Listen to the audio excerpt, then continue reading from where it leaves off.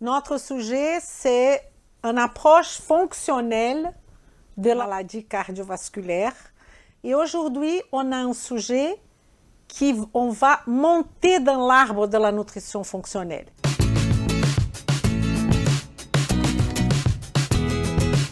Vem comigo! Bom dia, boa tarde, boa noite, bonjour, bonsoir.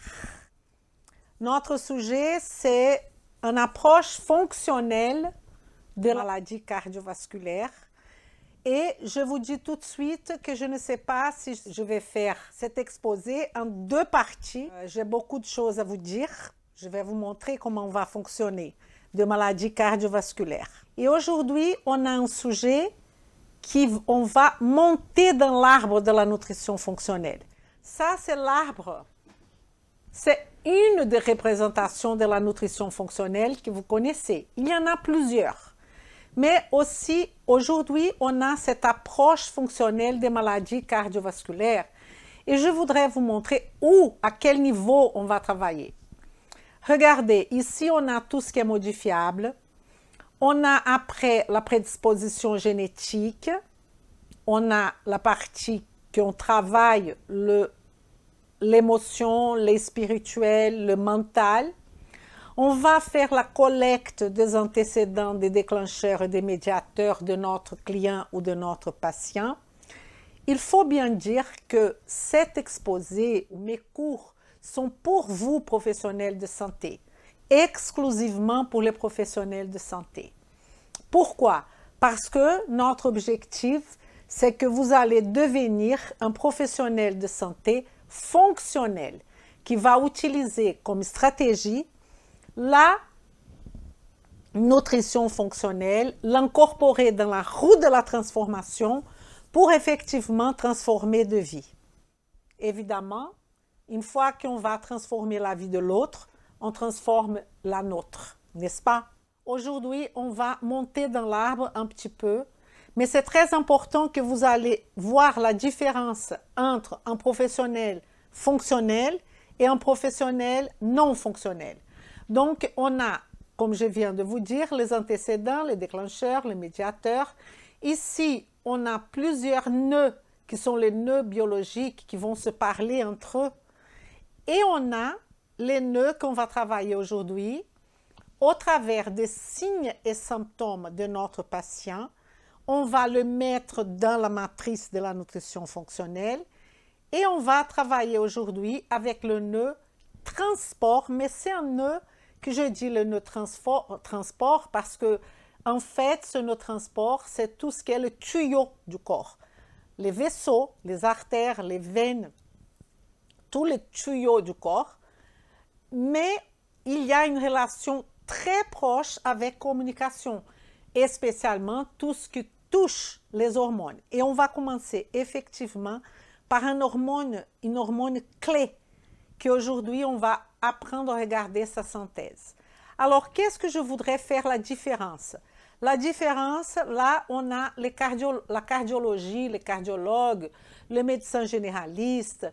Donc, eux, ils vont s'occuper de donner ou de prescrire un traitement pour les personnes qui sont malades et qui, eux, ils pensent qu'au travers du médicament, ils vont, sinon, proposer la cure, ils vont proposer la médiation de la mort, en fait.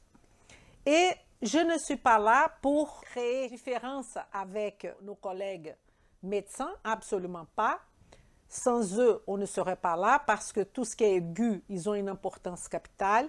Mais je voudrais vous dire quand même que vous voyez où on est bien en dessous de tout ce qui est étiquette du cardiologue, de la maladie. Donc, quand je dis approche fonctionnelle de maladie cardiovasculaire, c'est parce qu'on va avoir des signes et des symptômes confondus, qu'on a déjà mis cette personne dans la matrice, on a déjà travaillé le sol, on a travaillé le racine, et on est maintenant dans le nœud biologique, et je vais faire un zoom, je vais donner plus d'attention à cette nœud qui est le nœud transport qui aura comme conséquence, si on ne s'occupe pas, de maladies cardiovasculaires. Donc, notre intervention, elle peut être d'un niveau de prévention, mais aussi d'un niveau d'accompagnement de maladies cardiovasculaires, pourquoi pas.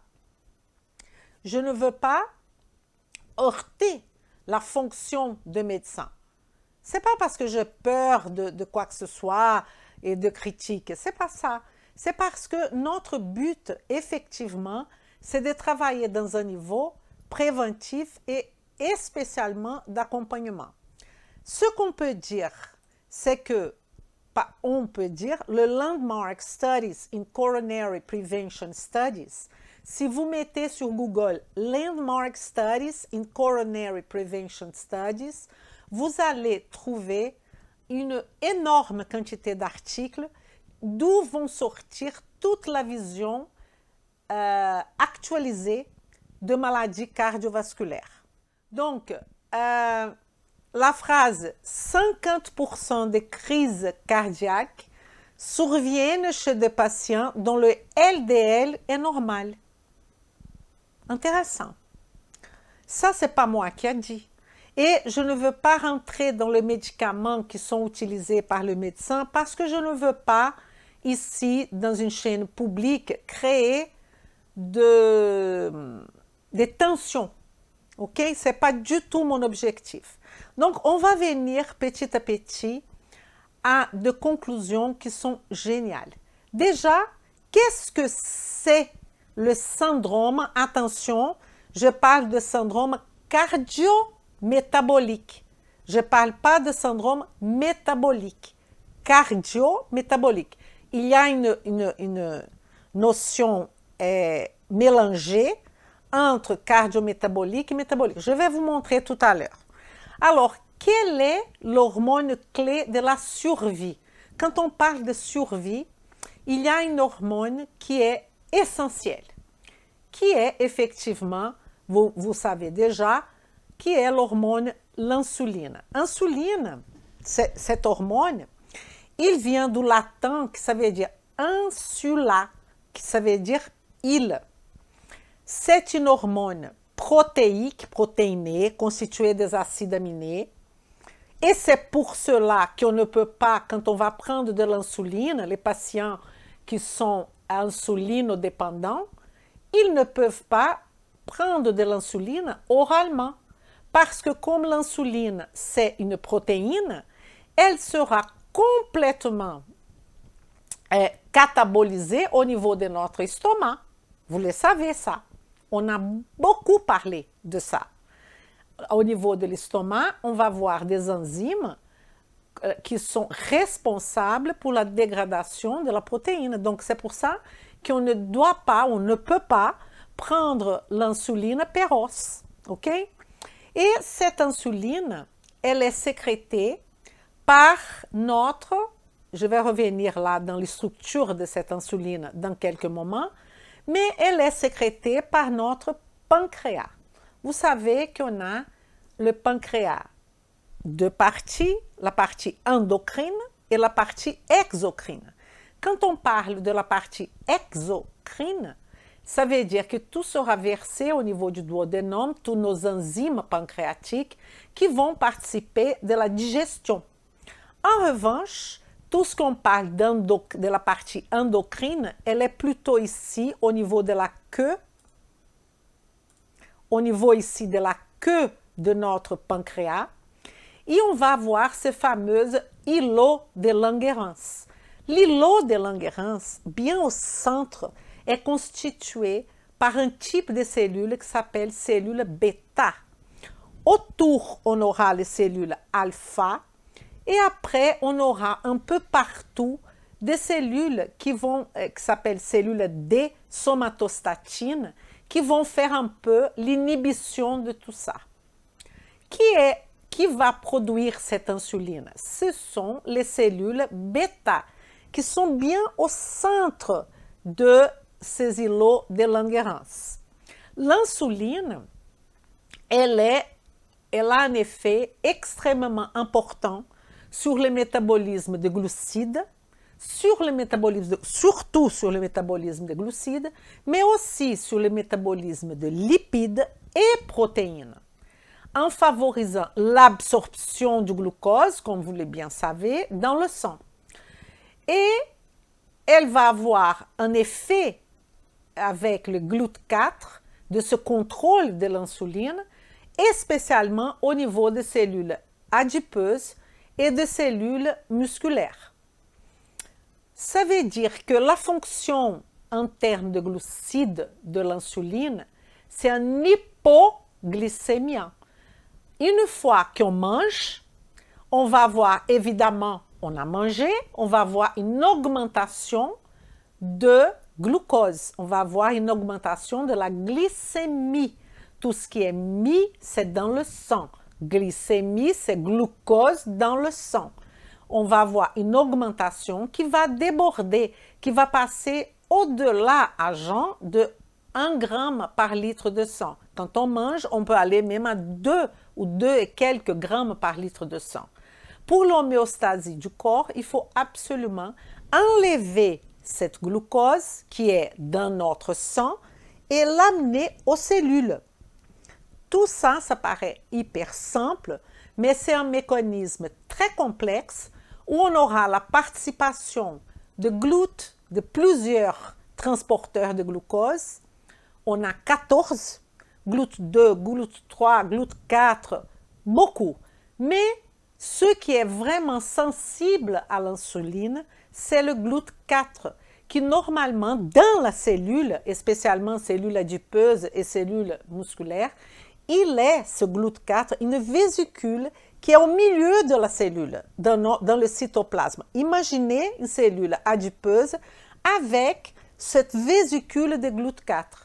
Et c'est l'insuline au niveau de la membrane nucléaire, avec un récepteur spécifique qui s'appelle tyrosine kinase, et là je parle de kinase.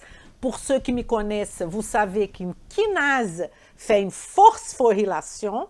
On va avoir une cascade, qu'on va voir un petit peu tout à l'heure, une cascade d'informations qui vont faire que cette vésicule qui était au milieu du cytosol de ma cellule adipeuse et de la cellule musculaire vont faire une translocation. Elles vont migrer jusqu'à membrane de la cellule pour faire quoi? Pour permettre l'entrée du glucose dans cette cellule.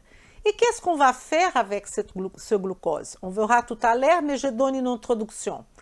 Ce glucose, on peut faire de la glycolyse, cycle de Krebs, même respiration cellulaire pour produire de l'ATP. Mais si on a beaucoup, on va faire de la glucogénèse au niveau de notre foie. On peut aussi stocker glucogénèse sous la forme de glycogène. Il y a 2 formes de stockage, glycogène hépatique et glycogène musculaire, en sachant que le glycogène musculaire, il est que pour les muscles. Il va falloir utiliser ce glycogène musculaire au niveau de mouvement, de l'activité physique. Il ne sort plus du muscle parce qu'il manque une enzyme. Et le glucose hépatique, il est fait pour quand on dort, pour quand on ne mange pas, de maintenir cette homéostasie, cette quantité de glucose dans le sang. C'est la façon de notre corps de faire la gérance de la quantité de glucose dans le sang. Et cette insuline, elle est l'insuline là que je vous montre, cette insuline-là, elle est constituée d'une chaîne, vous voyez, chaîne A, la chaîne A, qui est formée de 21 acides aminés, et la chaîne B, qui est formée de 30 acides aminés. Et vous voyez qu'on a des ponts de sulfure qui vont unir cette chaîne A avec la chaîne B. Donc, on a 30 acides aminés de la chaîne B et 21 acides aminés de la chaîne A. Et là, vous allez me demander, probablement, mais Elisa, comment le corps va synthétiser au niveau des cellules bêta? Comment va se faire la synthèse de l'insuline?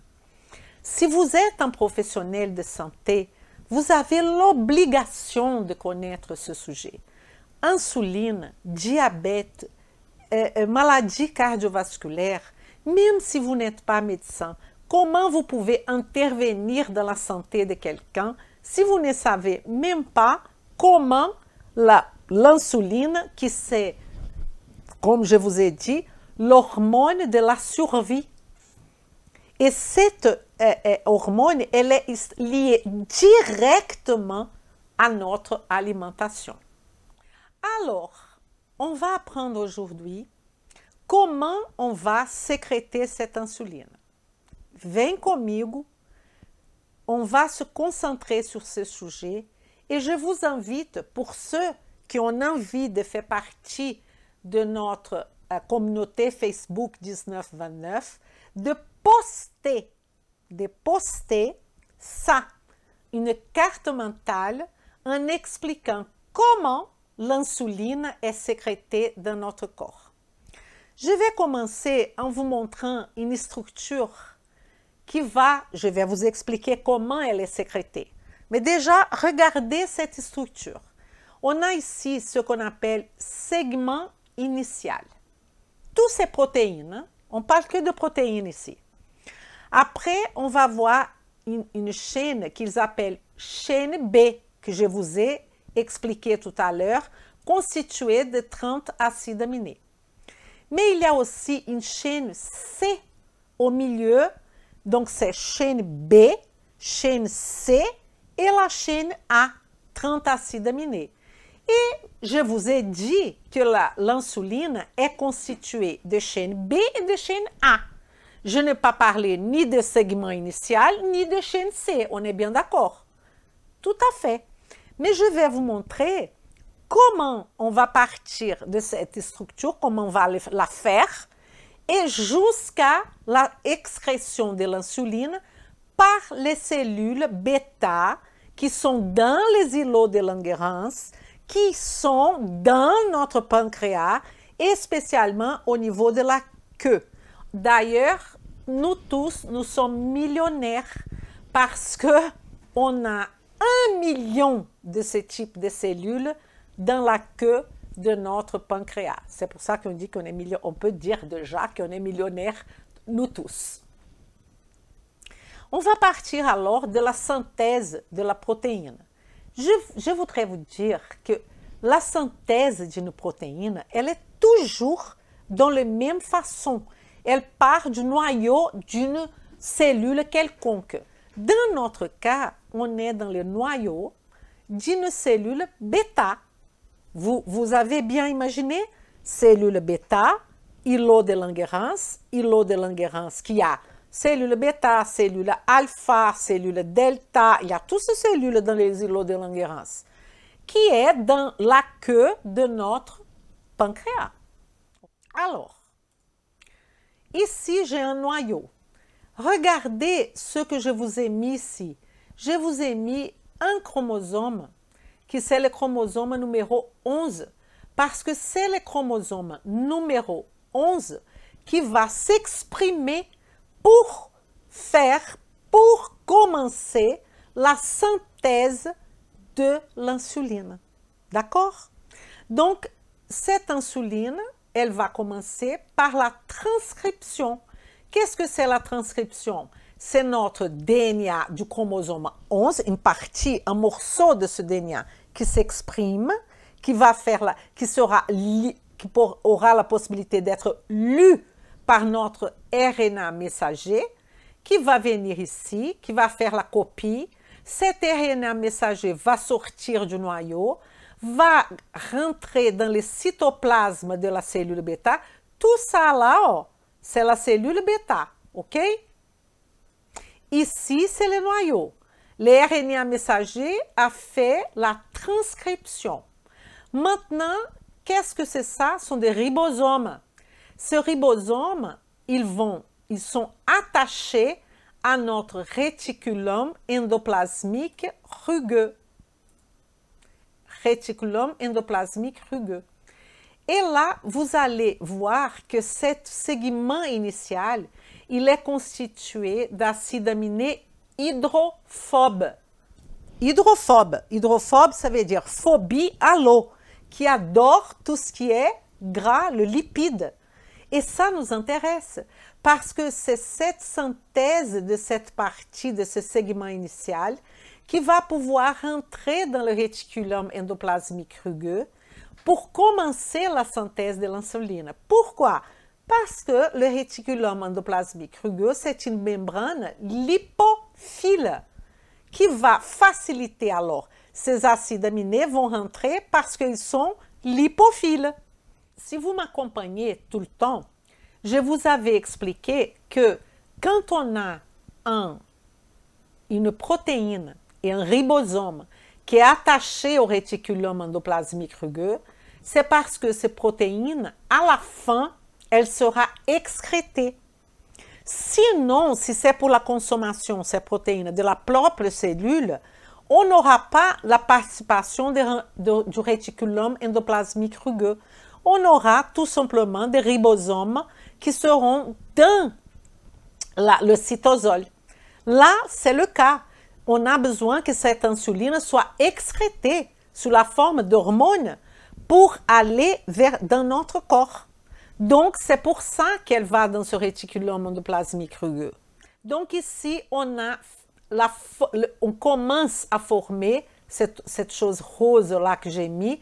C'est l'introduction de la formation de la insuline. Quand on va former cette insuline, on va former en premier temps cette forme-là, qu'il y a le segment initial, la chaîne B de 30 acides aminés, la chaîne C et la chaîne A avec 21 acides aminés. Donc ça, ce n'est pas l'insuline. On appelle ça la pré-pro-insuline. C'est pour cela que je vous ai écrit ici pré-pro-insuline. Alors, qu'est-ce que c'est la pré-pro-insuline? C'est le segment initial avec la chaîne B, avec la chaîne C et avec la chaîne A, qui vient d'être fabriquée, synthétisée dans le réticulum endoplasmique rugueux qui est bien à côté du noyau parce qu'on a fait la transcription et maintenant le ribosome qui est attaché à ce ribosome endoplasmique rugueux, c'est pour ça qu'il appelle rugueux, va faire la traduction. Tout est bon. Et là, on va passer à une autre étape, celle de pré-pro-insuline. Il y aura une endopeptidase, je vous montre tout de suite. Voici la endopeptidase. Qu'est-ce que c'est endopeptidase? C'est une enzyme, peptidase, ase, ça veut dire enzyme, qui coupe des peptides, endo, dedans. Donc, vous voyez ici, ça c'est mes ciseaux. Cette endopeptidase, elle va couper le segment initial. Et donc, à partir du moment qu'on n'a plus le segment initial et qu'on aura encore dans le réticulum endoplasmique rugueux, on aura la formation de la proinsuline. Qu'est-ce que c'est la proinsuline? C'est la fin, l'élimination par l'endopeptidase du segment initial, mais on aura alors notre segment B de 30 acides aminés, notre segment C et notre segment A de 21 acides aminés. Et on a à ce moment-là aussi créé ce pont que je vous avais dit, qui sont deux ponts disulfure. OK? Ça veut dire qu'il y a du soufre là-dedans. Très bien. Donc, on a créé ce qu'on appelle la proinsuline. Voici la proinsuline. Je répète, proinsuline, segment B constitué de 30 acides aminés, les peptides C et le segment A constitué de 30 acides aminés avec mes ponts de sulfure. Ça, on appelle proinsuline. Tout va bien, je pense, pour l'instant. Et cette vésicule, elle sera transportée jusqu'à notre complexe qu'on appelle complexe de Golgi ou apparatus de Golgi. Qu'est-ce qui fait le Golgi? Le Golgi, il va donner comme un parfum. Il va améliorer cette vésicule, il va améliorer cette molécule. Comment il va faire ça? Là, c'est la proinsuline que je vous ai montré, sans les segments initial. Et on aura, dans le complexe de Golgi, une endopeptidase.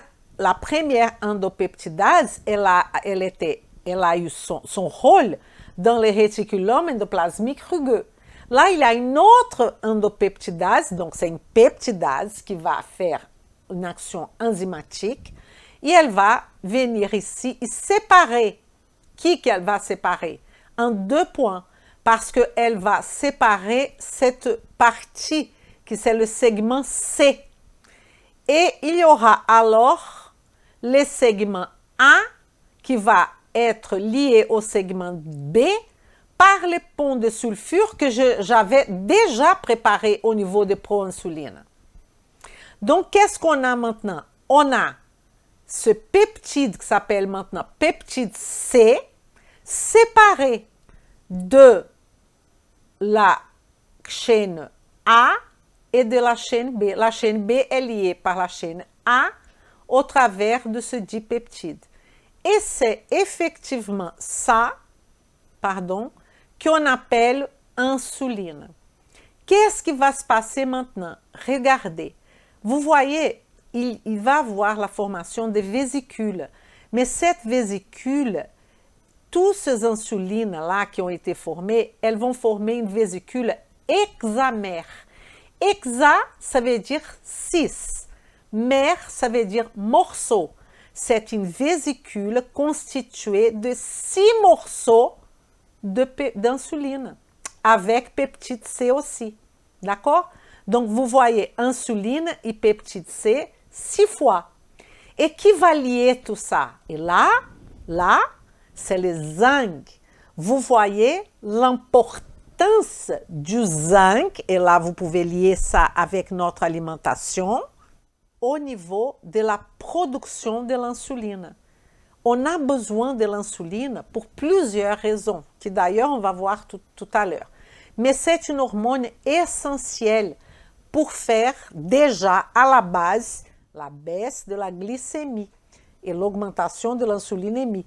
Cette insuline, elle sera excrétée dans notre circulation sanguine, donc ça augmente l'insuline et ça va baisser la glycémie parce que l'insuline va avoir des récepteurs spécifiques dans les cellules qui vont recevoir cette insuline et spécialement dans le cas qui sont insulinodépendants, c'est pour ça qu'on parle comme ça, qui c'est le muscle et aussi les cellules adipeuses. Elles sont insulinodépendantes. Okay? S'il n'y a pas d'insuline, il n'y a pas de GLUT4 qui va faire la translocation comme je vous ai expliqué. Voilà l'insuline. Cette insuline, alors, elle est constituée d'une chaîne B, d'une chaîne A, de ponts de sulfure et du peptide C. Est-ce que vous comprenez que ce peptide C-là, qui est là, il a fait partie de la pré-pro-insuline, ce peptide C. Donc, lui, c'est une bonne référence. Si on mesure le peptide C, on peut savoir si notre pancréas est en train de produire de l'insuline ou pas. Vous avez compris ou pas? Le peptide C, c'est une façon de savoir si notre pancréas fonctionne encore. Parfois, il y a des personnes qui prennent de l'insuline et qu'on ne comprend pas trop pourquoi, parce qu'une fois qu'on mesure ce peptide C, on voit que le pancréas a encore une activité de production d'insuline. Voilà, on ne comprend pas trop pourquoi. Pourquoi le médecin a prescrit l'insuline. Vous comprenez? Comme si la personne était insulinodépendante en sachant qu'elle produit encore du peptide C. Parce que on va voir ça au fur et à mesure qu'on va avancer dans notre sujet. Alors, je vous ai mis ici tous les pas de la synthèse de l'insuline. On va voir ici la transcription, la traduction. On aura des acides aminés hydrophobes qui vont pénétrer dans la membrane de notre réticulum endoplasmique rugueux. On aura la traduction au niveau de ribosome dans le réticulum endoplasmique rugueux. On aura la formation de la pré-proinsuline. Il va venir une endopeptidase qui va agir ici, transformer en proinsuline, et on aura la formation de ponts de sulfure, qui est très important, parce qu'au niveau du complexe de Golgi, une autre endopeptidase va faire la séparation et va isoler l'insuline et les peptides C, insuline et peptide C. Et à la fin, on aura le bourgeonnement de cette vésicule, qui c'est la sortie de cette vésicule au niveau de la circulation sanguine. Ça paraît très facile, mais il y a plusieurs parties qui après, il va falloir étudier. C'est par exemple, quels sont les éléments qui vont constituer l'excrétion de l'insuline. C'est très important. On va voir qu'il a la présence de ATP, ADP.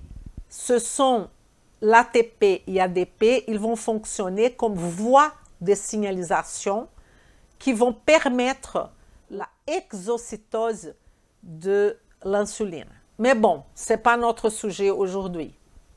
Donc ici, je vous ai mis la photo quand même de notre insuline avec l'importance du zinc, la chaîne A et la chaîne B. L'insuline est un modulateur de l'expression génique ayant de l'influence sur. Alors, l'insuline, elle va jouer dans plusieurs voies métaboliques. Ce n'est pas seulement la voie métabolique glucidique. La première, on a le métabolisme du glucose, évidemment, avec son rôle hypoglycémien. Ça veut dire que, et là, on fait un lien, nos îlots de Langerhans, il y a bien au milieu les cellules bêta, productrices de cette insuline que je viens de vous parler, mais autour, il y aura les cellules alpha qui vont produire du glucagon et qui vont faire cette contreposition glucagon hyperglycémien et insuline hypoglycémien. Tout ça avec la présence de nos systèmes nerveux autonomes, avec la présence aussi de mobilisation qui va entraîner la mobilisation de l'insuline, qui est effectivement au moment qu'on appelle prandial et post-prandial, quand on mange et après qu'on mange. Et évidemment aussi, si on a besoin, à jeun, quand on est à jeun, il y aura une action au niveau du foie qui va me faire la possibilité d'augmenter la glycémie pour maintenir l'homéostasie glucide dans notre corps. Va participer du métabolisme des protéines, fonction mitochondriale, synthèse des cytokines, et là, il y a les cytokines inflammatoires parce qu'il y a une voie de kinase qui vont se mélanger, qui est la voie de l'insuline, celle que je suis en train de vous parler, et la voie de l'inflammation. La voie de l'inflammation, c'est NF-κB. Et l'autre voie, c'est la voie que je viens de vous parler, que c'est une tyrosine kinase. Le problème est que tous les deux sont des kinases qui vont il y a une promiscuité de ces deux voies-là. Donc, il y a effectivement une communication de l'insuline avec notre voie inflammatoire. Aussi, stress oxydatif, réponse inflammatoire, évidemment. Le stress oxydatif, la réponse inflammatoire, nos cellules vont utiliser comme défense du corps la production de stress oxydatif, la production de radicaux libres. C'est pour ça que tout est complexe. Métabolisme de la surrénale et des hormones sexuelles. Ça va participer aussi. Regardez bien. métabolisme de la surrénale et des hormones sexuelles. Donc, vous voyez que l'insuline, elle est un peu la clé de notre survie. Et l'activité, elle est là déjà, mais que je vais salienter, que je vais donner de l'exergue aujourd'hui, c'est de maintenir l'homéostasie normale du glucose. Activité fondamentale de l'insuline. Et si on parle de l'insulinorésistance et de l'hyperinsulinémie, ici, c'est un modèle très simplifié de comment va agir l'insuline au niveau de faire entrer le glucose. Donc, la seule chose aujourd'hui que je voudrais vous montrer, c'est qu'ici, on a une membrane cellulaire d'une cellule, membrane cellulaire d'une cellule, qui peut être, par exemple, on peut penser au tissu adipeux, un adipocyte, on peut penser à une cellule musculaire squelettique, par exemple, ou qui fonctionnent comme ça. Elles sont insulinodépendantes. Pour que le glucose rentre, on a besoin que l'insuline arrive ici. Cette insuline, elle a cette kinase qui s'appelle tyrosine kinase, un récepteur d'insuline qui va recevoir cette insuline et on aura ici, je vous explique déjà comment cette insuline est arrivée ici, hein. C'est parce que la personne a un exemple, elle a mangé, si elle a mangé, on a du glucose, ce glucose a titillé les cellules du pancréas, les cellules bêta qui ont fait exactement ce que je suis en train de vous expliquer, qui ont fait l'exocytose de l'insuline qui est venue ici. Et ici, on a un récepteur à l'insuline.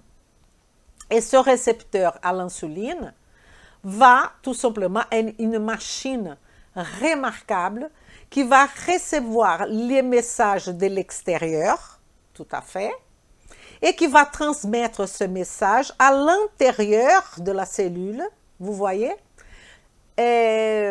Comment vous dire?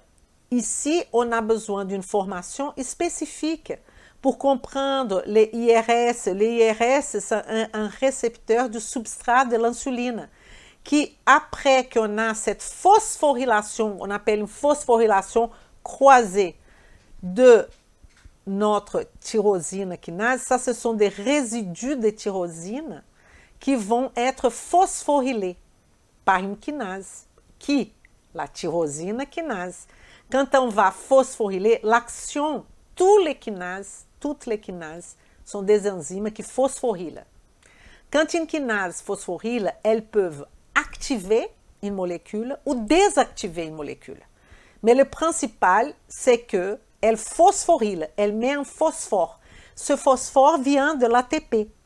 Une fois qu'on va phosphoryler tous ces résidus qu'on appelle résidus de tyrosine, qu'est-ce que c'est tyrosine?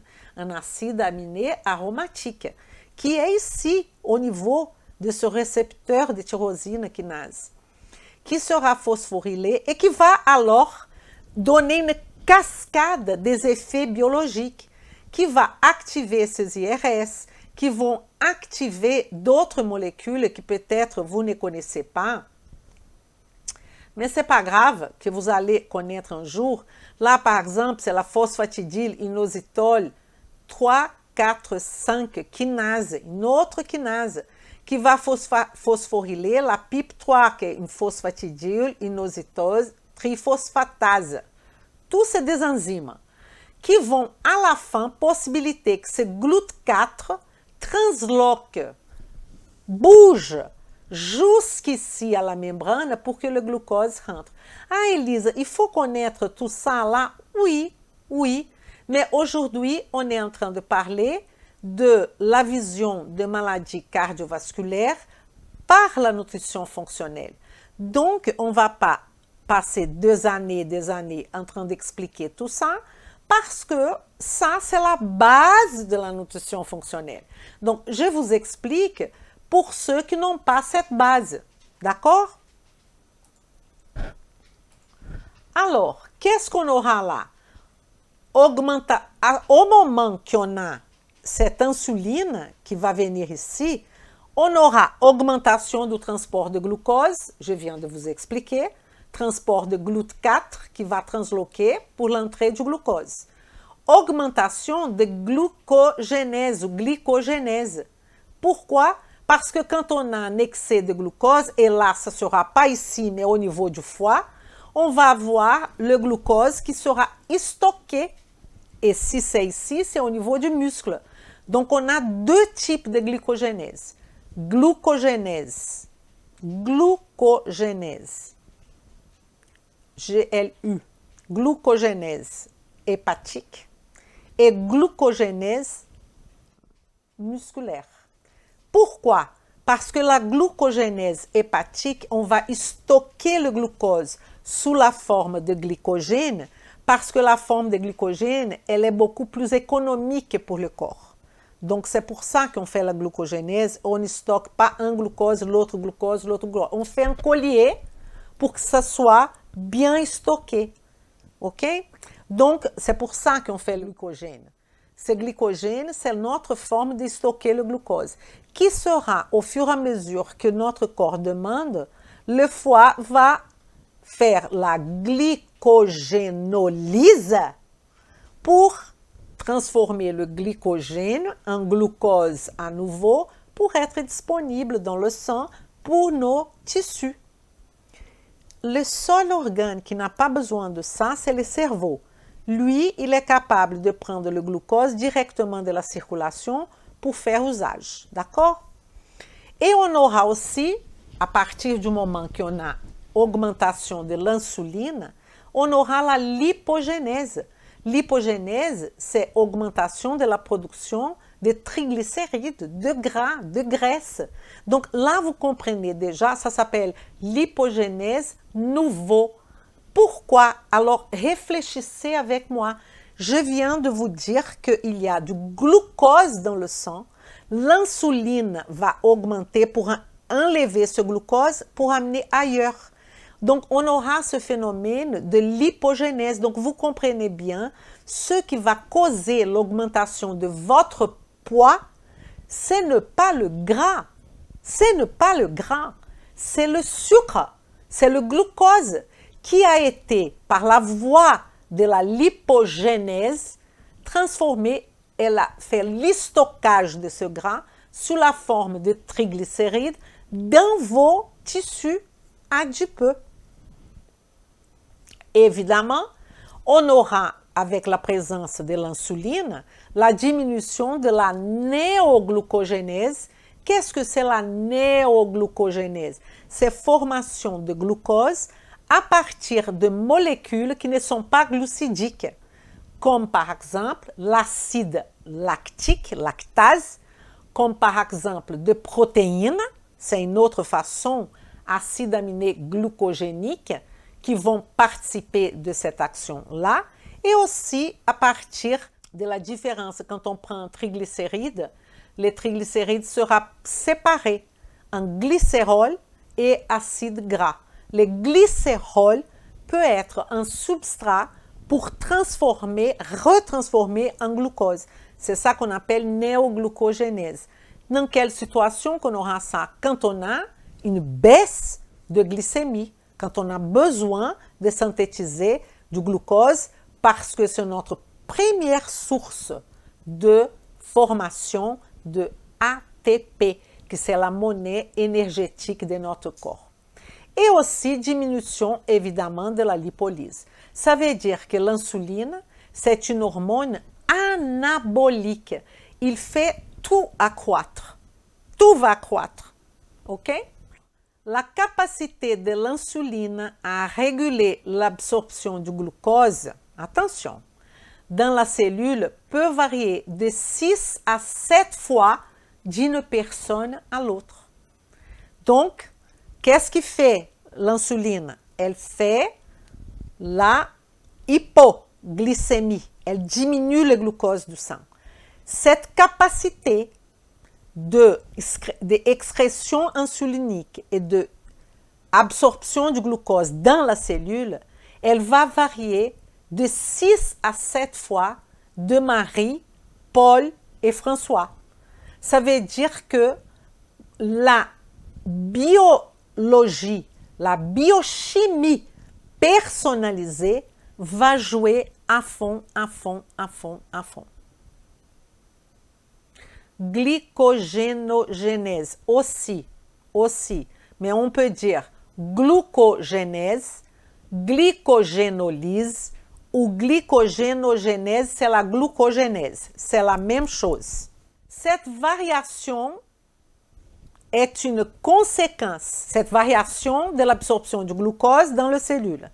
C'est une conséquence de la sensibilité cellulaire à l'action de l'insuline. Ça s'appelle résistance à l'insuline.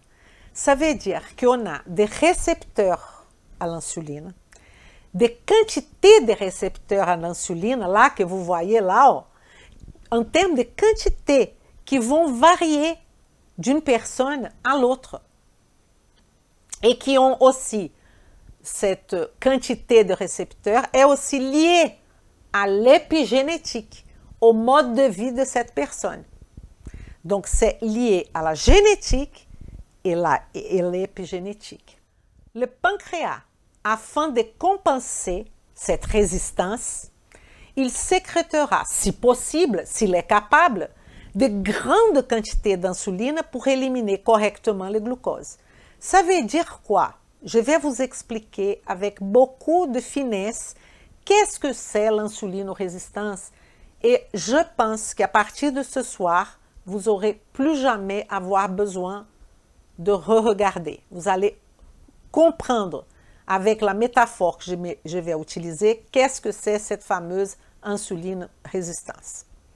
Mais enfin, le pancréas, quand on a insulinorésistance, ça veut dire qu'on a des récepteurs là. Ce récepteur d'insuline ne fonctionne plus. Ça veut dire qu'on a un excès d'insuline dehors, mais on aura un excès de glucose dehors. Et donc, la cellule ne fait pas rentrer le glucose. Et si elle ne fait pas rentrer le glucose, qu'est-ce qui va comprendre le corps? Le pancréas, il va cracher de l'insuline. Il s'en fout. Il va cracher de l'insuline parce qu'il pense qu'il y a trop de glucose. Et il y en a. Mais le problème, c'est qu'il va cracher trop d'insuline et cette insuline ne fonctionne pas au niveau des récepteurs. Et donc, qu'est-ce qui va se passer? Le glucose ne rentre pas. Le glucose ne rentre pas, on aura une augmentation, on sera en hyperglycémie et en hyperinsulinémie. Ça va passer par des phases jusqu'au moment que cette personne devient diabétique. Et là, elle continue à cracher l'insuline. Donc, le pancréas, les îlots de Langerhans vont rentrer en burn-out. Ils seront fatigués d'excréter de l'insuline. Et là, cette personne va devenir insulinodépendant. Vous voyez? Mais on va voir tout ça. Ne vous inquiétez pas. L'insuline, là, le mécanisme que je vous explique, c'est plutôt une sensibilité au glucose. OK? Il y a des actions, évidemment, de l'insuline en tant que vers les protéines, mais là, on parle, quand vous pensez à insulinoglycémie, insulinémie, vous pensez au glucose. Ne mélangez pas le sujet. Donc, le pancréas, afin de compenser, sécrétera, si possible, de grandes quantités d'insuline pour éliminer correctement le glucose, entraînant un état de hyperinsulinémie, agent et postprandial. Elisa, est-ce qu'on peut aujourd'hui mesurer le rapport entre la quantité de glycémie, de glucose dans le sang, et la quantité d'insuline dans le sang? Ça s'appelle index OMA. C'est ça qu'on mesure, indice OMA. C'est le rapport entre insuline et glycémie. Parce que, regardez bien, réfléchissez avec moi. Si j'ai beaucoup d'insuline qui crache, peut-être je vais faire entrer le glucose dans mon cellule. Donc, j'aurai une glycémie apparemment qui va me donner 0,9 grammes par litre. Donc, vous allez, si vous mesurez que la glycémie, vous allez penser que tout va bien. Mais quand vous mesurez aussi l'insuline, vous allez voir que cette insuline, elle est à 90. Elle est à beaucoup plus que 35 picomoles par litre. Et là, la personne est en hyperinsulinémie. Ça veut dire qu'elle est pré-diabétique. Et on peut aussi mesurer les peptides C parce que le peptide C, il est immuté. Lui, il ne change pas vis-à-vis de tout ça. Et donc, on peut mesurer la quantité de peptide C qui doit être, si je ne me trompe pas, supérieure à 1 pour qu'on puisse dire que le pancréas de cette personne fonctionne encore. Regardons maintenant qu'est-ce que je vais dire par insulinorésistance. L'insulinorésistance, c'est un système de down regulation. Down, c'est bas. Régulation pour le bas. Regardez ici calmement. Ici, on a une cellule normale. Ici, on a une cellule avec insulinorésistance. Donc, aujourd'hui, on va finir en expliquant cette histoire du système de down regulation. Écoutez bien. On a l'insuline, qui sont les boules, vous voyez là les boules rouges. On a le récepteur à l'insuline au niveau de ma membrane, que je vous ai dit qu'il y a ce récepteur, la tyrosine kinase, qui va permettre qu'on ait cette glucose qui rentre avec tout un processus, une voie métabolique que je vous ai dit, du GLUT4, etc.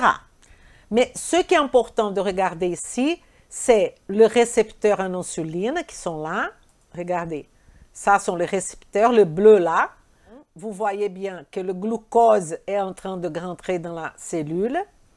Ici, on va voir à nouveau, le glucose sont les boulets rouges.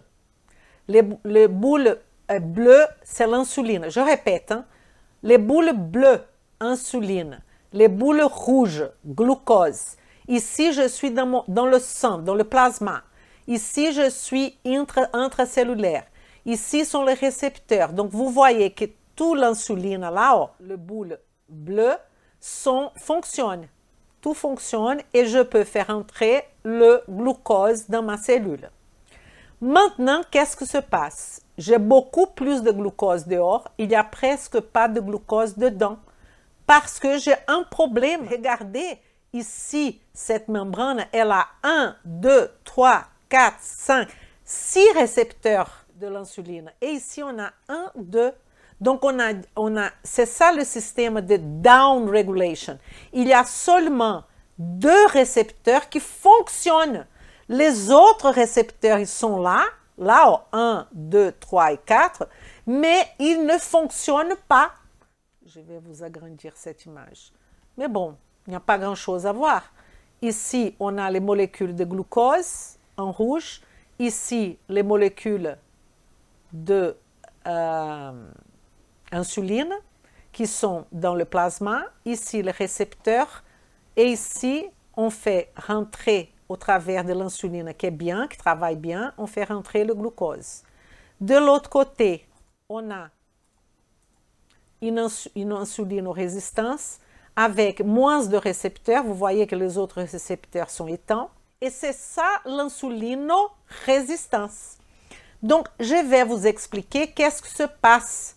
Est-ce que, regardez cette image-là. Vous allez imaginer que vous allez passer en train de conduire votre voiture dans une ville qui a de mauvaises odeurs. Ça sent énormément. Je pense que vous avez déjà vécu cette expérience. Vous passez devant un village que, je ne sais pas pourquoi, à cause d'une usine, à cause des égouts, il y a une odeur pas possible. Est-ce que vous avez déjà remarqué que les personnes qui habitent dans ce village, elles ne sentent plus l'odeur? Ça veut dire qu'elles sont résistantes à l'odeur de la ville. Et c'est la même chose avec les cellules qui ont des récepteurs qui ne marchent plus.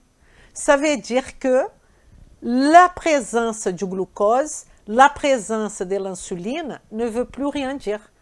Ça veut dire que la cellule ne sent plus la présence de l'insuline.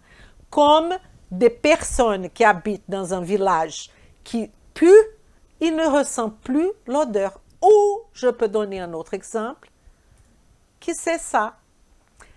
Des personnes qui écoutent de musique très, très, très fort, à un moment donné, ils écoutent cette musique très, très fort, mais ça donne l'impression que le son, c'est normal pour eux. Pourquoi? Ils ont créé de la résistance. Un autre exemple, c'est quand vous battez à la porte. Vous battez à la porte, c'est l'insuline qui bat à la porte de la cellule comme ça. Et à un moment donné, la cellule n'entend plus rien. C'est ça l'insuline résistance. Le problème, c'est que vous allez, je parle là des tissus qui vont devenir résistants à cette insuline, comme les tissus squelettiques et adipeux. Ils nécessitent beaucoup d'insuline. Donc l'insuline résistance. Les tissus résistants à l'insuline, regardez bien, parce que ça c'est la partie qui va fermer notre conception pour que vous puissiez voir comment nous regardons aujourd'hui cette maladie cardiovasculaire au niveau de la nutrition fonctionnelle. Les tissus résistants à l'insuline, comme les tissus squelettiques et adipeux, nécessitent beaucoup d'insuline. Mais, c'est ça la partie plus importante, de nombreux tissus restent sensibles et donc, avec des niveaux élevés, vous obtenez des effets néfastes sur ces tissus.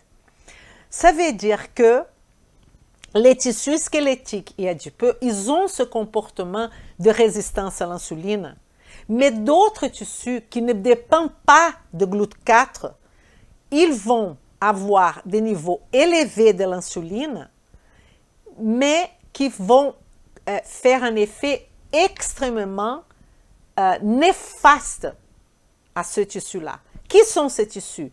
Nos vaisseaux sanguins, nos artères, les cœurs, les cerveaux, le foie, les ovaires, la surrénale, les testicules. Le problème, c'est qu'à chaque fois qu'on parle d'insulinorésistance, on pense en général. Mais attention, les tissus résistants à l'insuline sont surtout ceux qui ont besoin de beaucoup d'insuline, qui est le tissu squelettique et adipeux. Les autres restent encore sensibles à cette insuline, et comme l'insuline va augmenter beaucoup, l'insuline va devenir toxique.